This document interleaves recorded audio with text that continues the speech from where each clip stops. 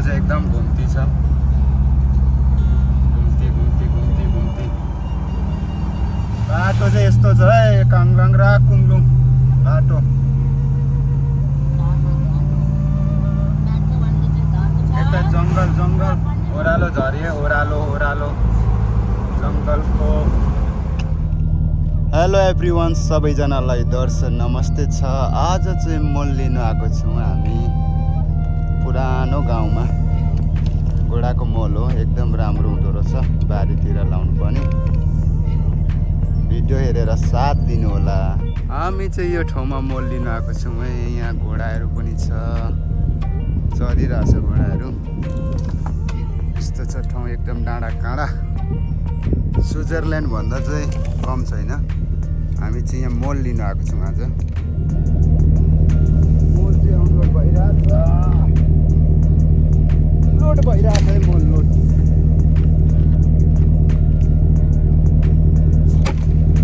Organic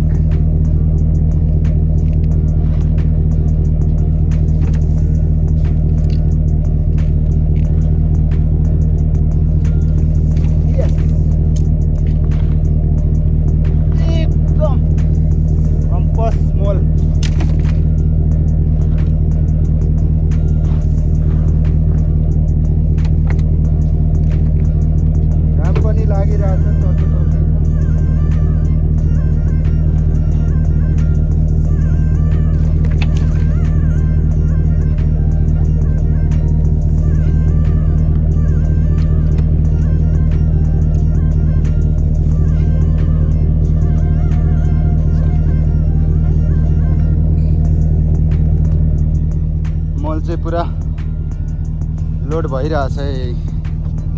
गल्यो अब भरिन आँट्यो लगभग, अब अलिकतिले भरिन्छ। दामी छ, तर घाम लागेर एकदम गर्मी गर्मी छ। मैले चाहिँ टोपी लगाएको छु, टोपीले गर्दा एकदम शीतल भइरहेछ। मल चाहिँ लोड भइसक्यो, भरिनु आँट्यो। मल भनेको चाहिँ यहाँ छ, एकदम धेरै छ। अर्ग्यानिक मल हो यो घोडाको।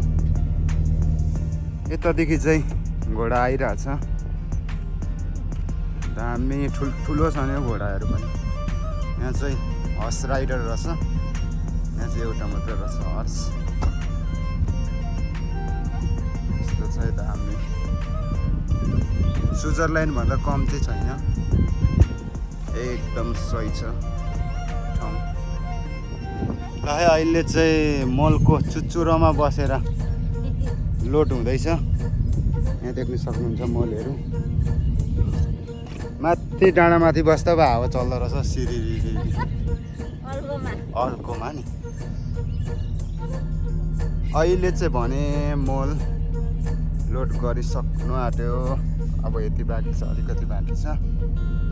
यहाँदेखि उठाइँदैछ मल। एकदम राम्रो हुँदो रहेछ यो मलले नि।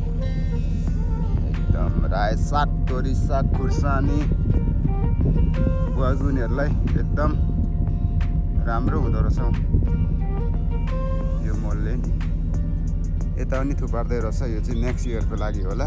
यो चाहिँ आलै छ, यसले चाहिँ अब अलिक कडा हुन्छ क्या यो मल चाहिँ। यो चाहिँ ठिक हुन्छ, अब भरिहाल्नु पर्यो, यति बाँकी छ।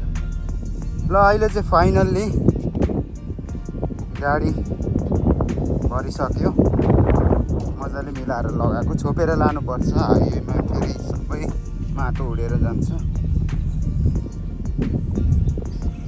यहाँ छ मलहरू चाहिँ धेरै बाँकी छ मलहरू। ल अहिले भने चाहिँ रातिको यो जात्रा यो छोड्यो।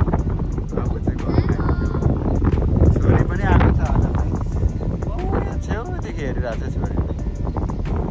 ल अब चाहिँ घर लाग्यो, हर्सले हेरिरहेछ, एउटा बसिरहेको छ हर्स। अहिले चाहिँ भने घरमा आइपुग्यो मल लिएर। टक्क यसमा अलिअलि खनाउनु पर्यो।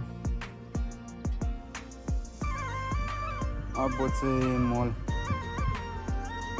अनलोड गर्नुपर्ने छ फुल एक ट्रक पुरा अनलोड हुँदैछ यसरी मौसमले पनि एकदम साथ दिइरहेछ घाम पनि लागेको छैन एकदम शीतल हावा चलिरहेछ काम गर्नुको लागि चाहिँ एकदम रमाइलो हुँदैछ यो चाहिँ पछाडि लगेर राख्नुपर्ने छ अनि बारीमा आधी जस्तो लानुपर्ने छ माटो पनि आफै झर्दैछ त माटो चाहिँ मैले यहाँ राखेको छु आधी यहाँ राख्ने आधी चाहिँ यहाँ बारीतिर लाउनु पर्ने छ ल यो चाहिँ सेकेन्ड टिप हो सेकेन्ड टिप लाँदैछु ल अहिले चाहिँ सक्नु आँटे अनलोड गरेर मल यति बाँकी छ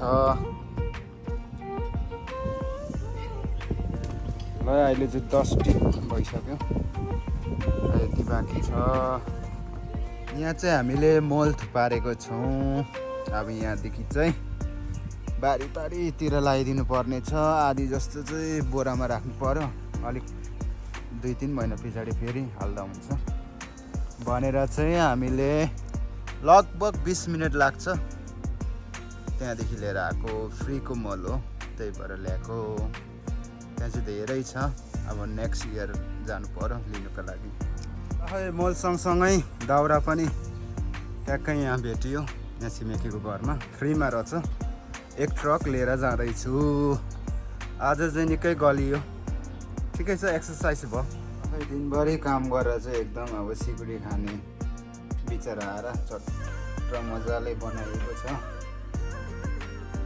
मजाले खाने हो आज भिडियो हेरेर साथ दिनु भएकोमा धेरै धेरै धन्यवाद छ यदि तपाईँहरूलाई भिडियो मन पर्यो भने लाइक कमेन्ट अनि सेयर गरिदिनुहोस् होला यस्तो यस्तो भिडियो हेर्नको लागि मेरो युट्युब च्यानलमा गएर हेर्नु सक्नुहुन्छ ओके बाई बाई